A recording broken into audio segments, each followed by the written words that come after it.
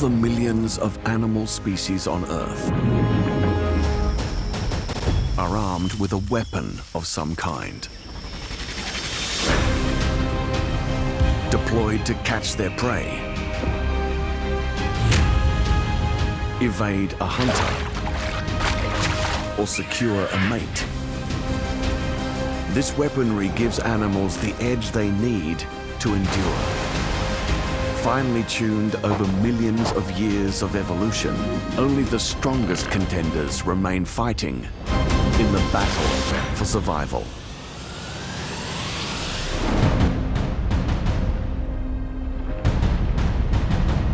Nowhere else are animals more exposed in their struggle than on vast open plains and blistering deserts. Out here, there is nowhere to hide. From the elements and from each other. The arena of some of nature's biggest battles and fiercest competitors in the world's great animal arms race.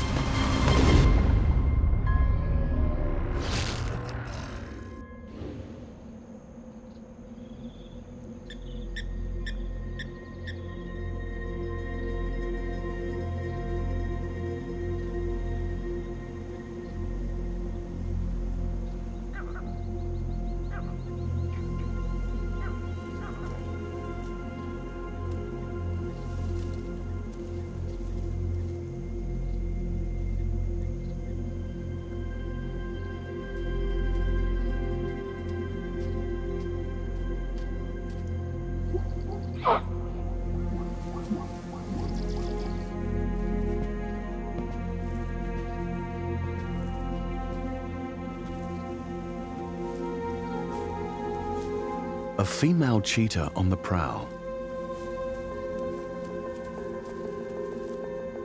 Her weapon is extreme speed. With a slight build, flexible spine, long legs and huge heart and lungs, her top speed is 93 kilometers per hour, the fastest hunter on land. Yet out in the open, even she has little hope of success.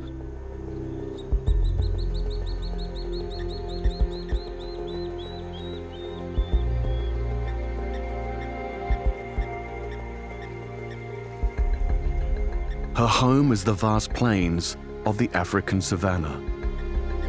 Here, prey is plentiful, but they can detect threats from miles away, and are either equipped to fight or built to flee.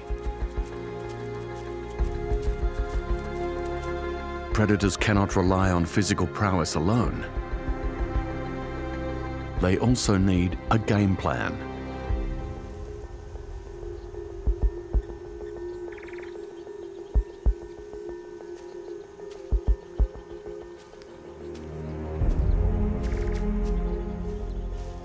First, the cheetah uses the tall summer grass as cover.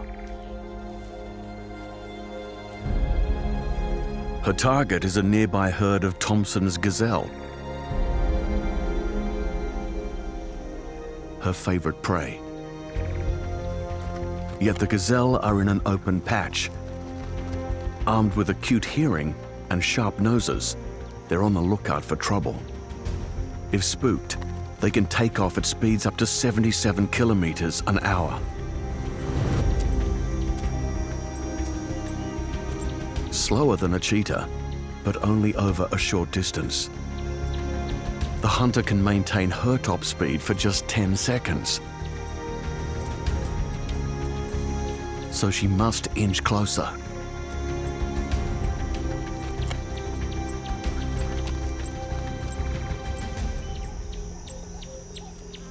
"50 meters out from the gazelle, she enters the strike zone.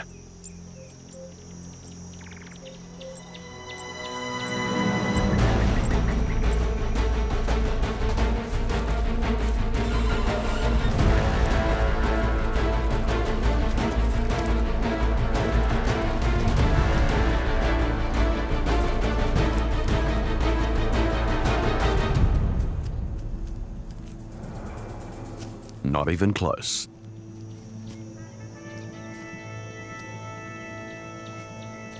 More weapons are deployed for the battles between predator and prey than for any other event in the natural world. But one side always has to lose. And surprisingly, it's usually the hunters.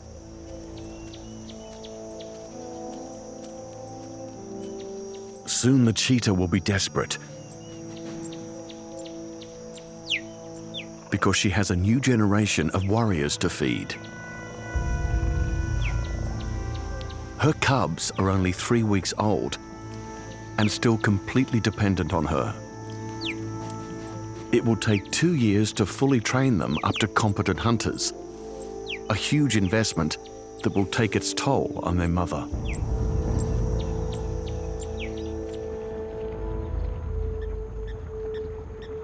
Many predators put extraordinary amounts of time and energy into preparing their young for the battlefield. The animals they prey on, however, must be ready to run for their lives in a matter of minutes.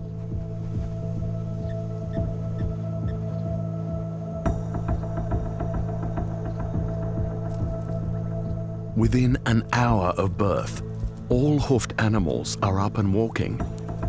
The urge to keep up with the herd is strong, for on the African plains, there is always safety in numbers.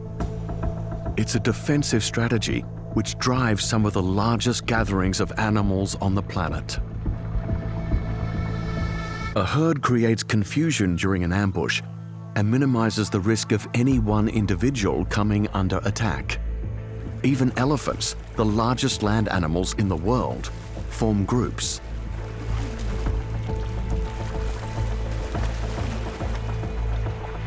Especially to protect their young.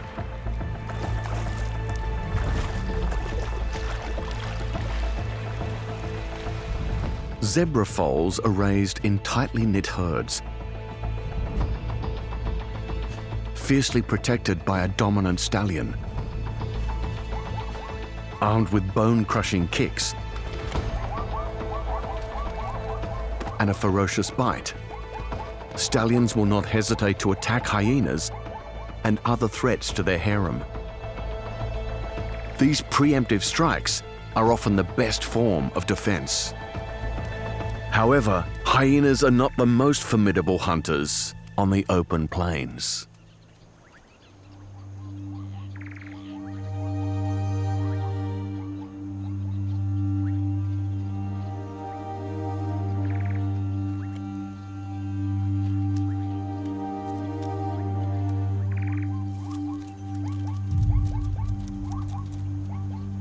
A lioness, the undisputed queen of the African savanna. Weighing in at 180 kilos, she's not only the largest African carnivore, she has one weapon that makes her almost unstoppable. She hunts in a group.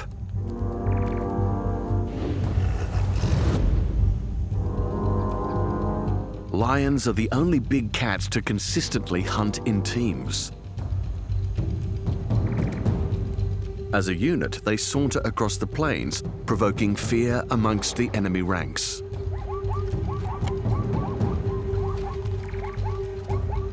The zebra pull together, a shield wall of hooves and strong teeth protecting a foal.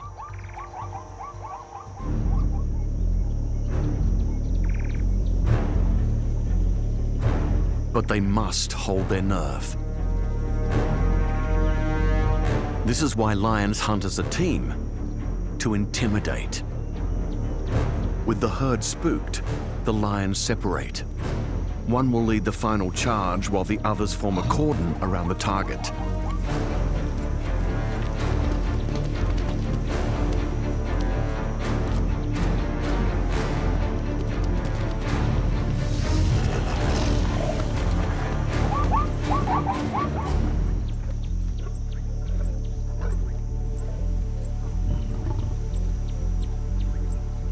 Lions succeed due to a combination of brute force and teamwork.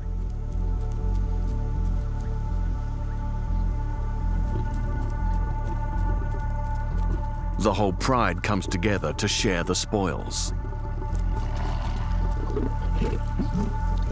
They can gorge on up to a quarter their own body weight if left undisturbed.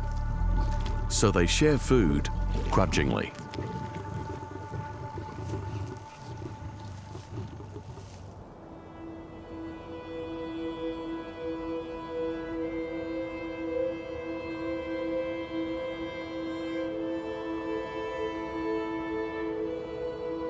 Far from the bounties of Africa's rich plains is the world's driest continent outside of Antarctica,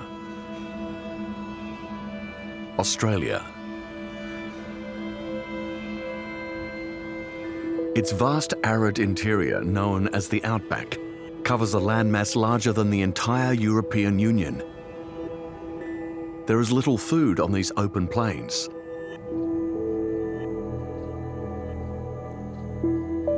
Only one mammal is able to survive here as a top predator: the dingo.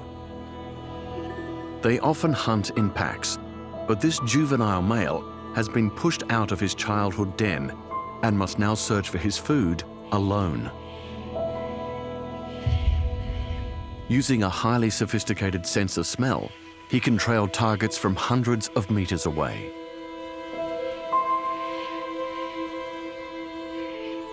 Prey is so sparse, the dingo has been weaponized as a long-distance hunter. Today, his nose has led him to a hefty prize. A small herd of feral pigs.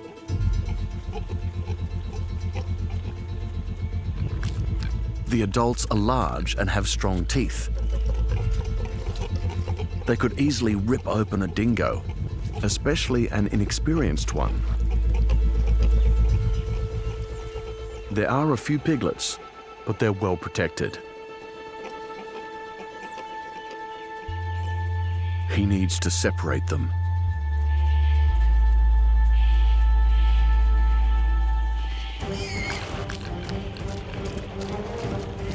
He flushes the pigs out into the open.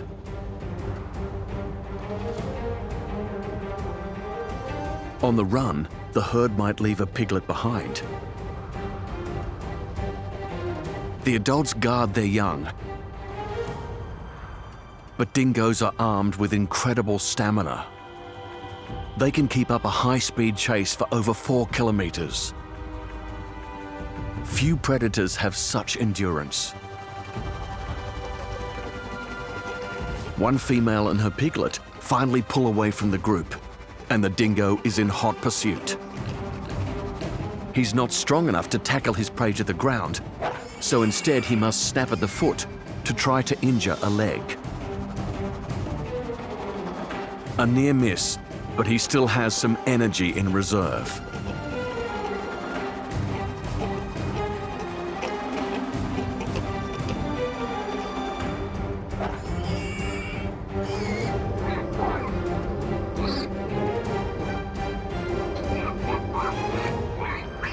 A tiring, well-won victory. Stamina is a powerful weapon for any hunter and is wielded effectively by the dingo even at this young age.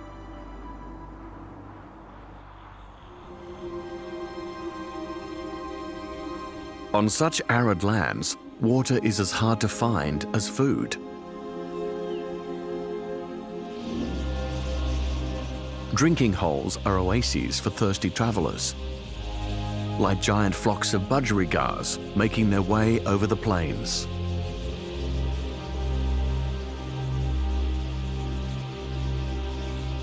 Recent rains have boosted the population, but drought has now returned, forcing tens of thousands of individuals to congregate at one shrinking waterhole.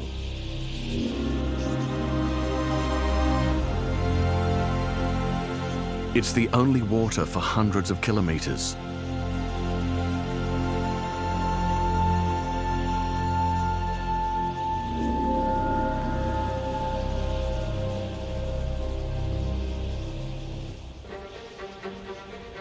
As the budgies descend, Brown falcons prepare for battle. Armed with a powerful hooked beak, they can sever the neck bones of small birds with one bite. The budgerigars can see the danger, but they must quench their thirst. The falcons move in, hoping for an easy meal.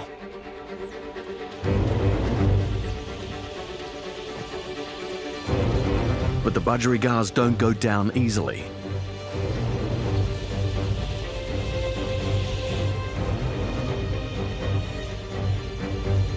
Like a shoal of fish moving at high speed, the entire group suddenly shifts and changes direction. The superflock presents as an impenetrable wall, a confusing blur of bright green and beating wings. Together, the budgerigars are a daunting, united force.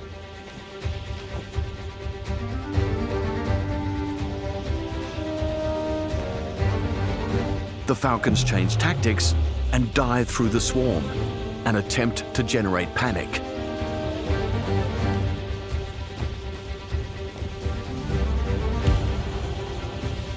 It's psychological warfare, and frantic budgerigars collide in mid-air, dropping from the sky like stones.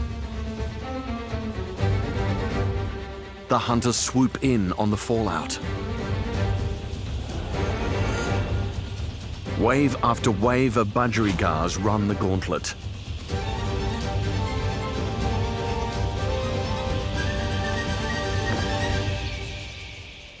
While it seems like an unfair fight, thousands of budgerigars will make it through. For them, sticking to the flock has proven a winning defense strategy. The battle between prey and predator is not the only threat animals have to contend with. For some, the dangers are even closer to home. A female wedge-tailed eagle returns to her nest after a successful hunt. 3 days ago, she was feeding 2 chicks. But wedge-tailed eagles are born fighters, and the battle begins in the nest.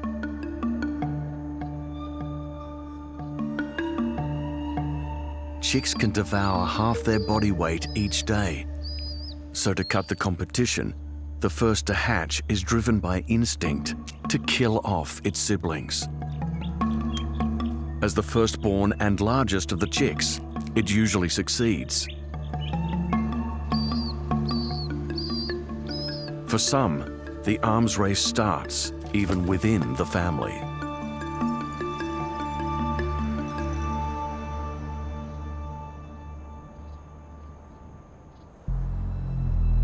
Further inland, in the heart of Australia, temperatures can push 50 degrees centigrade. And even in a good year, rain will only fall a couple of times. Such extreme conditions require extreme weapons. Like these cone-shaped pits engineered by one desert dweller.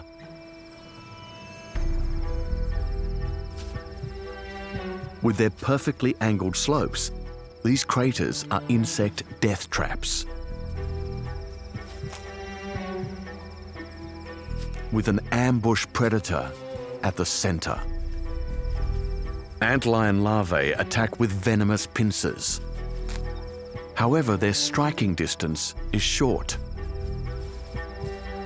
Passing ants just have to stay out of reach. Armed with 6 long legs, if it were the size of a human, an ant could clock 50 kilometers per hour. But the slopes are treacherous, and the ant's feet begin to slip in the fine sand. It's then the antlion opens up the catapults, raining volleys of boulders down on its victim's head.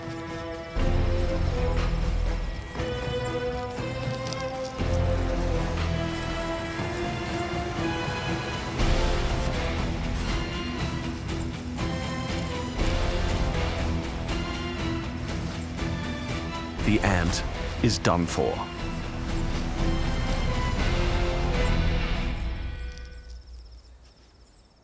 Death craters are not the only dangers ants face in the desert.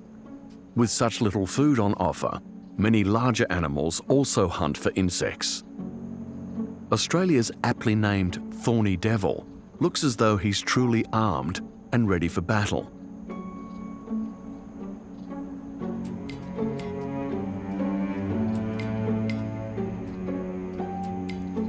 Although he feeds exclusively on ants. His short, sticky tongue can lap up over 1,000 a day. His impressive armor, however, is used to face another foe: deadly thirst. Too tiny to travel long distances to water, the thorny devil instead harvests his own. When the desert is covered in dew, his spikes collect the water and funnel it down grooves into his mouth. For some, the arms race is more about surviving extreme conditions. Although the devil's thorns also help to deter predators. A good precaution, as more venomous hunters are found here than anywhere else on the planet.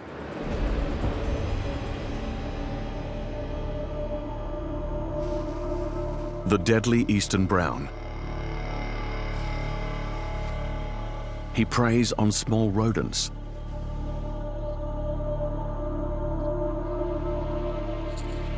Yet from his fangs flows venom that would fell a human within minutes. So potent is his bite, it seems a bit of overkill for prey as small as a mouse. But rodents are quick, and snakes have no limbs or strong jaws to restrain their quarry. They must kill with just one strike.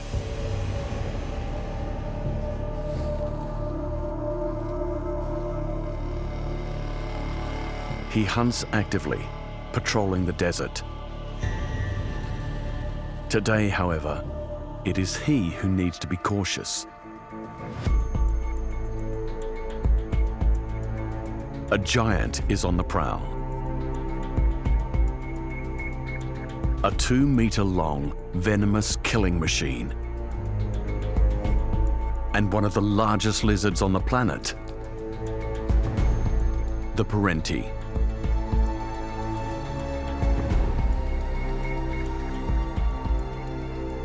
Rodents are not enough to fill such a beast. He is a cold-blooded snake killer. His forked tongue picks up a chemical scent trail left by the eastern brown. Unlike the snake, he can also raise himself up on all 4 legs to catch glimpses of fleeing prey. Both weapons arm the Parenti to chase down fast-moving targets, even when they go underground. It's not known whether Parentis are immune to venomous bites. Perhaps they are just brave.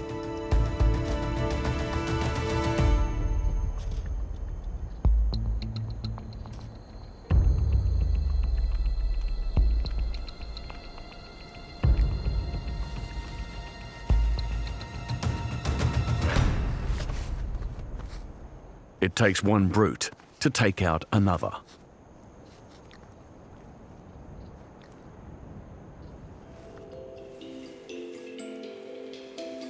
With such monsters on the prowl, some have changed their entire existence in order to survive.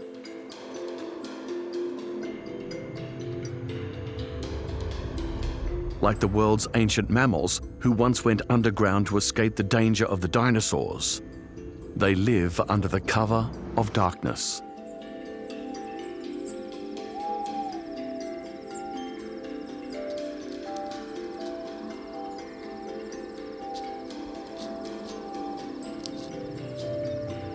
The tiny fat-tailed dunnart comes out in the dead of night. Although just 9 centimeters long, this marsupial is, surprisingly, a ferocious hunter.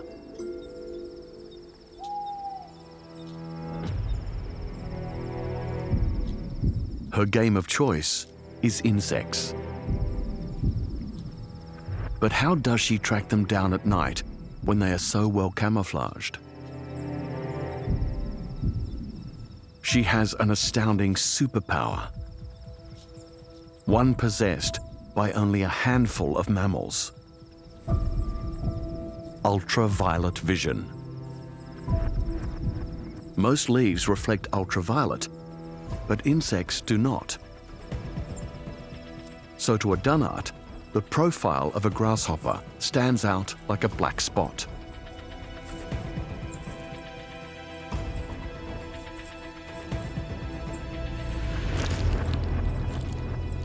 An easy victory for a predator with secret powers.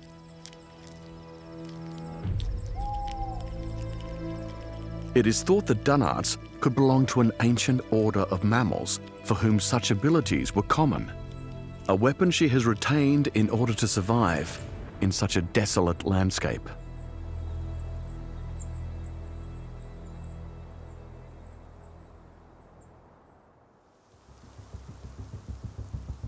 Some animals of the plains have to survive not the blistering heat, but the freezing cold.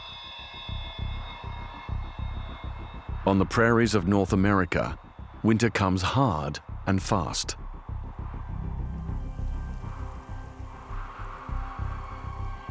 This coyote has spent the summer months fattening up on an abundant supply of prey. Armed with keen vision, a sharp sense of smell, and a top running speed of 60 kilometers an hour, he is a formidable opponent.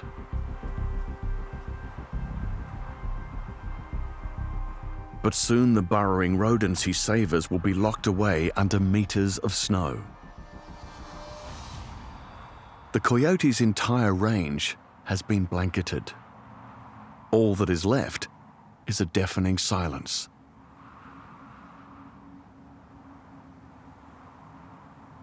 The vole makes snow and ice its shield.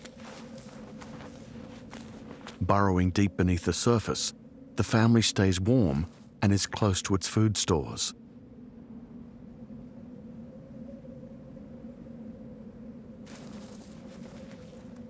They smugly bunker down for the cold months ahead. Above ground, the coyote is not deterred. With most of his weapons rendered useless, he must rely on his precision hearing.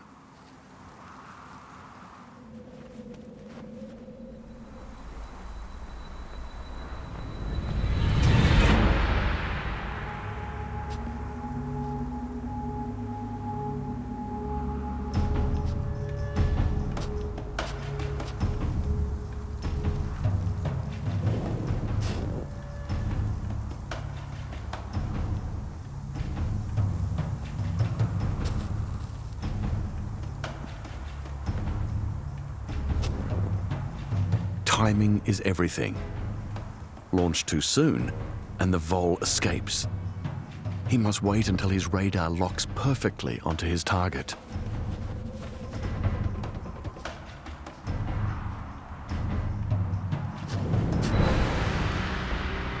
The coyote is armed to exploit even the silence of winter.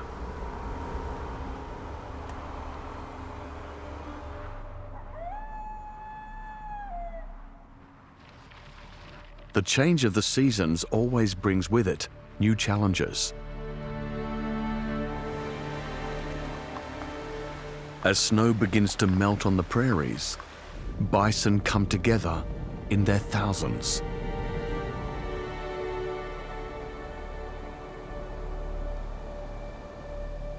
Soon the males will fight in one of the greatest pitched battles on the planet.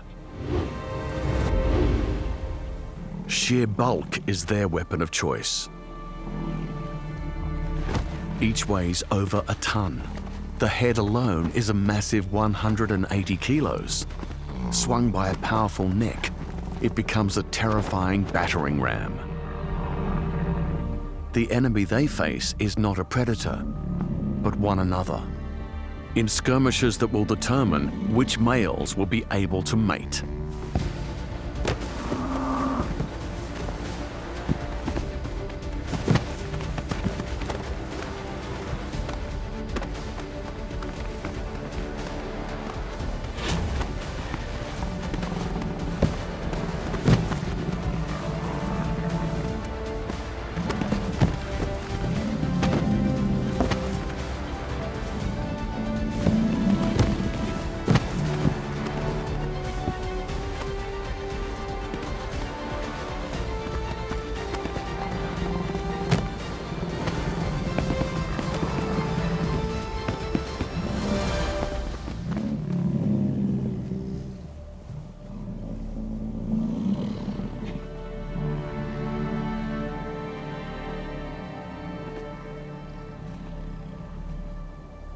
However, the fighting has its costs.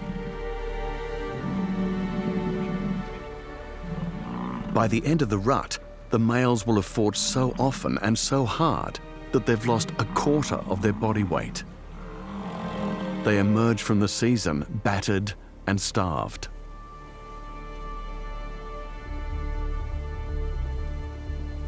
This juvenile male is so exhausted, he couldn't keep up with the herd, so he's been left behind. As the largest animals on the prairie and wielding fearsome horns, bison usually command respect from predators, but one this week draws attention. A grey wolf emerges from the woods.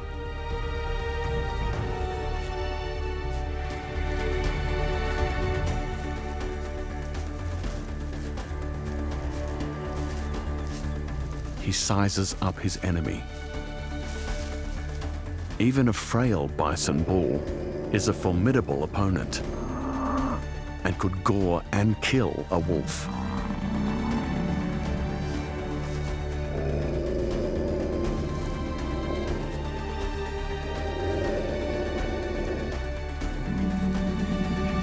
The wolf, however, is a highly discerning hunter, a predator whose most useful weapon is the ability to assess quickly the odds of overcoming its prey.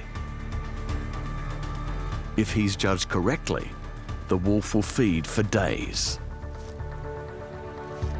However, if he has miscalculated, he is now risking his life.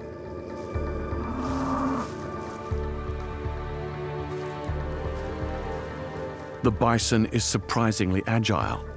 With most of its weight centered over the front hooves, it can pivot quickly. The wolf's reaction speed is faster, only just, keeping him millimeters from the bull's deadly horns.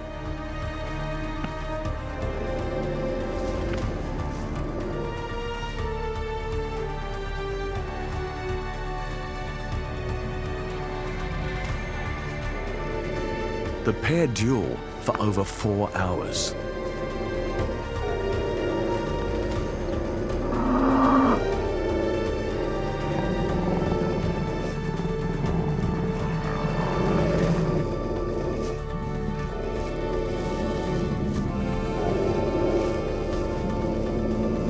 Finally, the bison succumbs to exhaustion.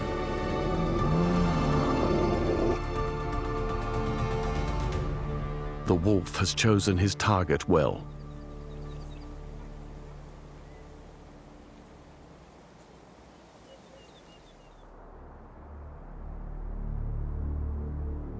Despite the dangers of male-on-male combat, it's an incredibly common phenomenon across the world. And nowhere else is that more obvious than on the fertile plains of Africa. While males are almost always ready to mate, females are often unavailable, either pregnant or with young at foot. With not enough females to partner with, many males have developed extraordinary weapons to fight for the right to reproduce.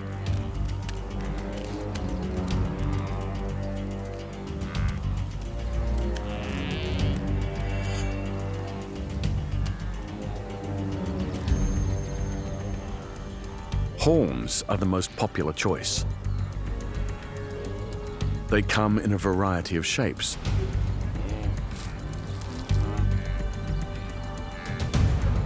But relative to the size of the individuals who carry them, all of these weapons are massive. Males haul them around all year to use them for just a few short weeks, when in the rutting season, their swords are finally unsheathed.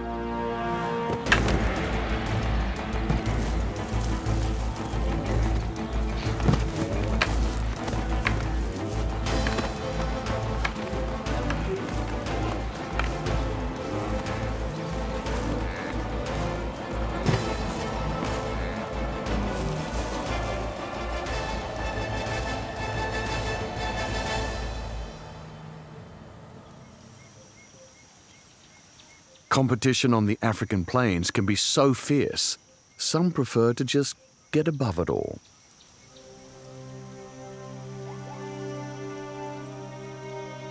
Standing at over 5 meters high, giraffes are the tallest living land mammal.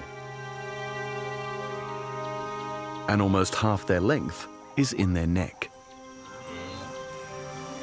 Most people assume this is so giraffes can tower over other herbivores on the plains, to feed on tall trees their rivals can't get at. However, long necks can also be used for combat and are put to use by male giraffes with devastating effect. This young bachelor will soon be in his prime. To establish his position, he can't just sit on his haunches. If the bachelor wants a hope of mating, he must challenge another to a duel.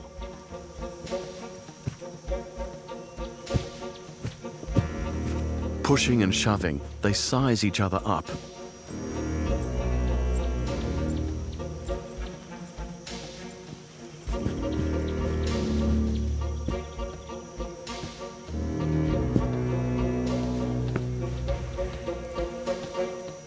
Then they begin shelling out jabbing blows.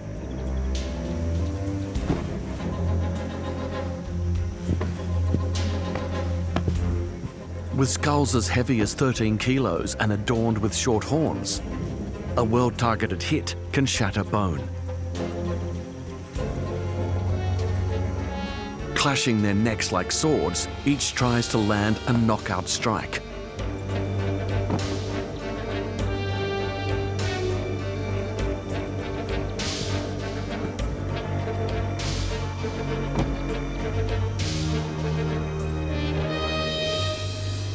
The bachelor's rival begins to tire. He pauses, and without much fanfare, moves away. The young bachelor is victorious. Elsewhere, the ritual of male combat gets even stranger.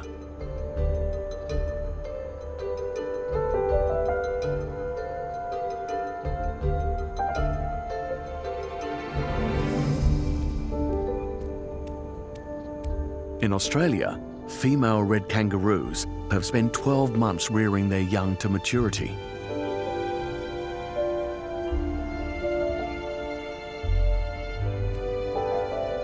Soon the joeys will become independent, and that means their mothers will be ready to mate again. In the off-season, the males have spent their time building up their enormous biceps. Kangaroos are some of the most muscular animals on the planet. Over half their body weight is pure muscle. These bodybuilding giants flex their chests to impress the females and intimidate potential rivals. However, it's not all just for show. When two evenly matched competitors come face to face, they assess each other's ability to throw dangerous punches and powerful double-legged kicks. If neither is willing to back down, it's game on. The less dominant male usually initiates the fight. Powered by his strong tail, he can unleash over 10 kicks a minute to destabilize the larger male. Heads are flung back out of reach of razor-sharp claws.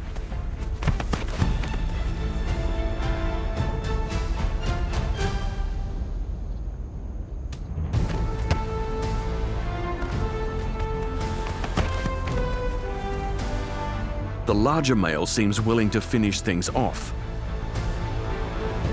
But the aggressor keeps the attacks coming.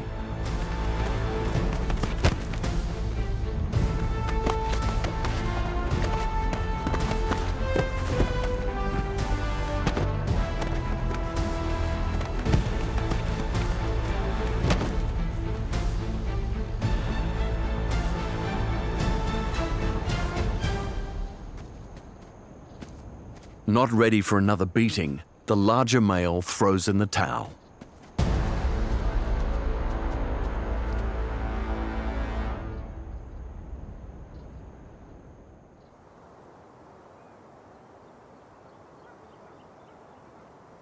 Male competition produces the largest weapons in the animal kingdom, but many females are well armed in different ways.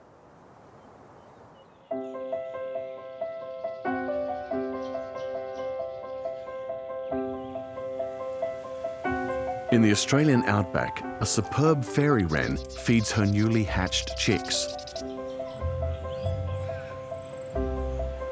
Their dashing father is also devoted to them.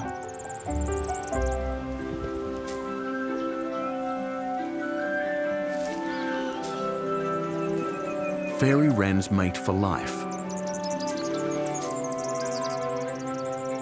But the female is not willing to put all her eggs in one basket.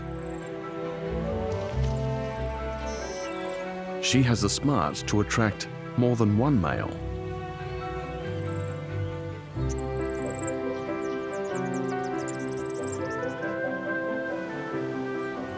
In total, she has 3 young lovers, all still sprouting their adult plumage.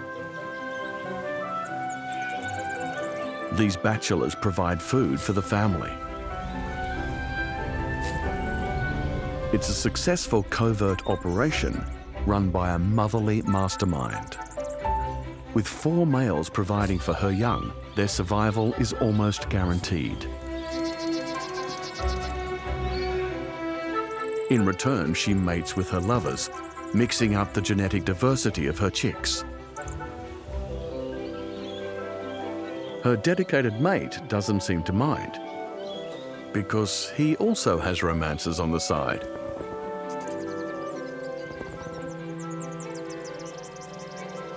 In fact, fairy wrens are so promiscuous, the majority of chicks aren't related to their father at all.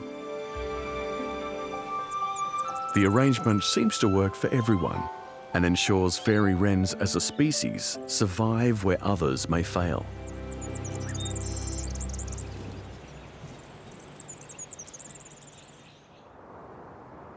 Not all relationships are so harmonious.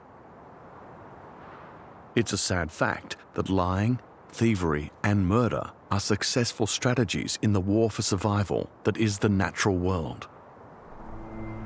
Strategies employed even by some of the species we admire the most. The mother cheetah has finally had some luck. She's taken down a young Thomson's gazelle. She searches for a hidden spot where she can feed in peace.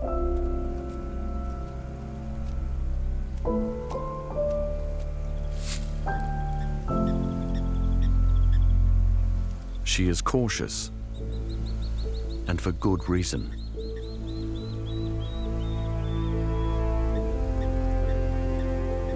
A pride of hungry lions is on the prowl. As the largest predators in Africa, lions don't need to make all of their kills.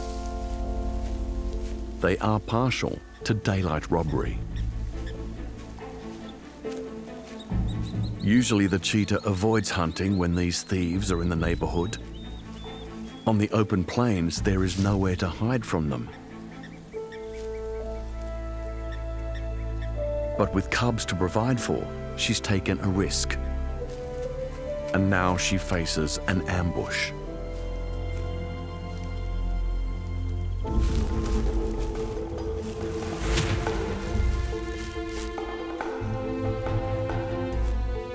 The thugs quickly take possession of the carcass and dig in for a feast. In close combat, strength dominates over speed.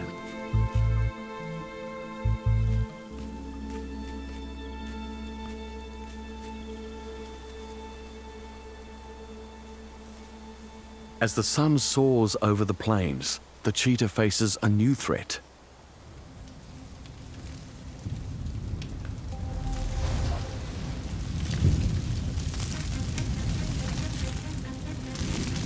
Fire is the most indiscriminate killer of all.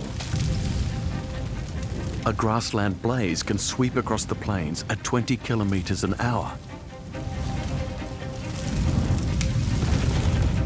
devouring everything in its path.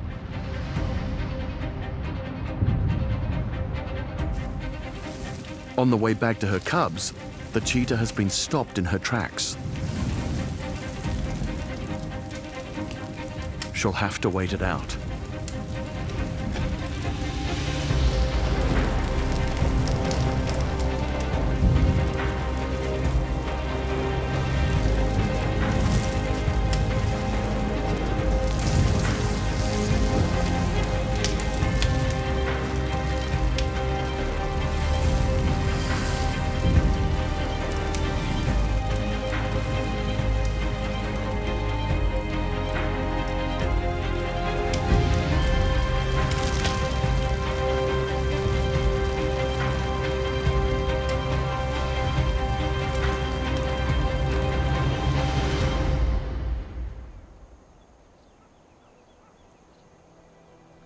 Hours later, the mother finally approaches the thicket where she last left her cubs.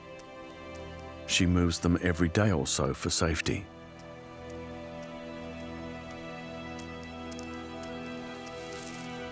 She hears a sound. Something's not right.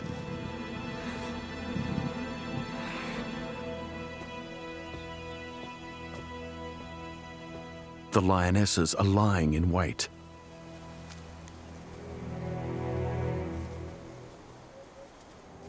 The cheetah tries to circle around, provoking a charge from one of the lions.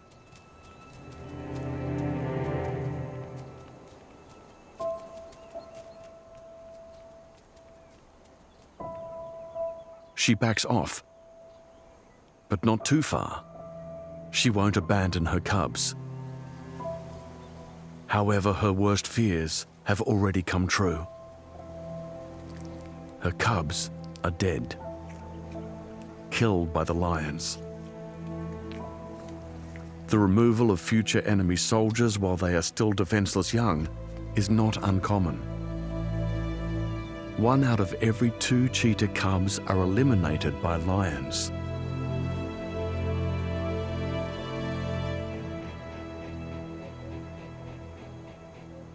The mother can do nothing but watch.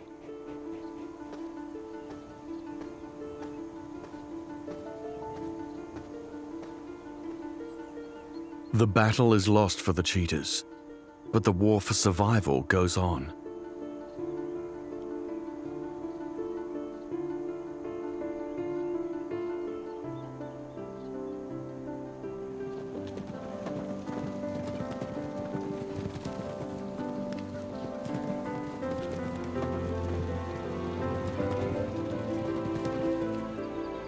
Usually those with the biggest weapon systems succeed.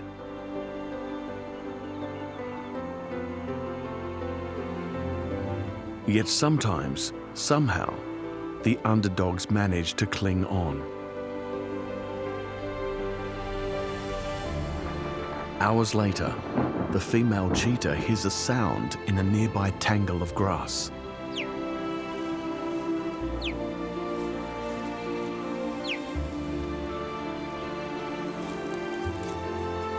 A tiny survivor scrapes through.